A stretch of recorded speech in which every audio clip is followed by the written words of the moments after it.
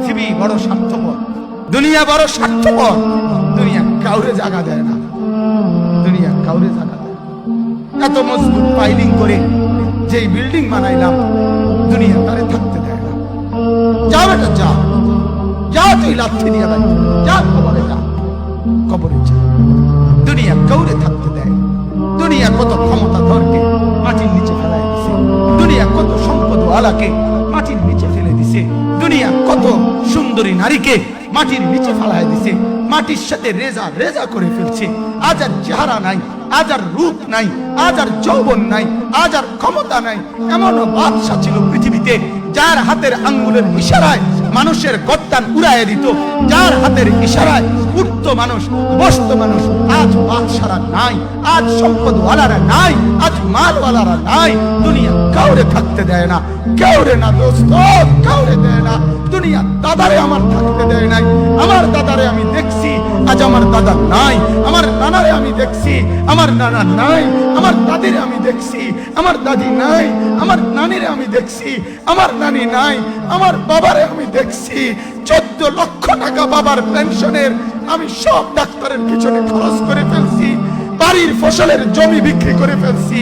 আমার বাপ যেন না মরে বারবার বারে হসপিটালে দিছি, কিন্তু দুনিয়া আমার বাপকে থাকতে দেয় না। আমার বাপ দুনিয়া কাউরে থাকতে দেয় না, কাউরে না, কাউরে না, কাউরে না, কাউরে না। আমার বাপ দুনিয়া কাউরে থাকতে দেয় না। তুমি থাকবা না, তুমি থাকবা না। দুনিয়ার ধোকায় পড়ো না বাপ, দুনিয়ার ধোকায় পড়ো না। মাকে বুঝান, আজ মারা বেসামাল হয়ে গেছে, আজ বোনেরা বেসামাল হয়ে গেছে, বেপরদার উৎসব তুলে দিছে। এটা যেন আল্লাহর সাথে যুদ্ধ করছে। আল্লাহ করোনা না, তুমি আরো কিছু দাও, আমরা বেপরদিকে ছাড়বো না। যুবক ছেলেগুলো যেন বলতেছে, আল্লাহ তুমি করোনা দেওয়ার যাই দাও, অশ্লীল ছবি দেখা, ফেসবুকে নর্তকী দেখা, আমরা ছাড়বো না। দেখে তুমি কি করতে পারো, তুমি যা করার করো। দোকানদার ব্যবসায়ীরা হারামের লেনদেন করা বন্ধ করছে না, সুদখোর সুদ ছাড়ছে না, ঘুষখোর ঘুষ ছাড়ছে না, নাফরমান আর জিনাকার ব্যভিচারী এরা কেউ কিছু ছাড়ছে না। বেহায়ার বেপর্দা নারী তার অশ্লীলতার বেহায়াপনা ছাড়ছে না। মুসলমান তার ঘরের টেলিভিশনের নর্তকীর আওয়াজ বন্ধ করছে না। হায় করোনা কিভাবে যাবে, আযাব কিভাবে যাবে বলেন, বলেন, বলেন। আমার বাপ ফেরাউনের উপরে তো আযাব এতদিন ছিল না, নমরুদের উপরে আযাব এতদিন ছিল না, সাদ্দাদের উপরে আযাব এতদিন ছিল না, কারুনের উপরে আযাব এতদিন ছিল না, লূত আলাইহিস সালামের কওমের উপরে আযাব এতদিন ছিল না, হুদ আলাইহিস সালামের কওমের উপরে আযাব এতদিন ছিল না, নূহ আলাইহিস সালামের কওমের উপরে এতদিন আযাব ছিল না। আজ আমরা মালিককে এই পরিমাণ নারাজ করছি, মালিক এত বেশি নারাজ। আজ 1 বছর হয়ে গেছে, 1 বছরের চাইতে বেশি হয়ে গেছে, কই করোনার মহামারীর আযাব তো যাচ্ছে না, গেছে গা। বলে আমাদের লক্ষ লক্ষ বাচ্চার পড়ালেখা বন্ধ, এরা নষ্ট হওয়ার চূড়ান্ত পর্যায়ে পৌঁছে গেছে।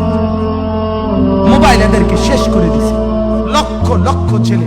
গতকালকে এক মা আমার আত্মীয় ফোন দিয়া বলতেছে, সকাল 10টায় বাচ্চাটা ঘর থেকে মোবাইল লইয়া বাইর হইছে, রাতের 10টায় মা তারে ফোন দিয়া বলছে, বাপ ঘরে আসতি না, ভাত খাইতি না।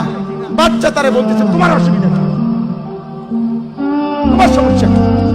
মা এই কথা বইলে কাইদা দিছে যে শোনেন হুজুর কদ্দুর দোয়া করো। এক বাচ্চা, এক ছেলে, সে যদি তার মাকেই কথা বলতে পারে, তার মানে গুনাহ তারে এত মজা দিয়া দিছে, ফেসবুক তারে এত মজা দিয়া দিছে, ইউটিউব তারে এত মজা দিয়া দিছে, নর্তকী তারে এত মজা দিয়া দিছে, গুনার দৃশ্য তারে এত মজা দিয়া দিছে, সে মাকে ধমক দিচ্ছে।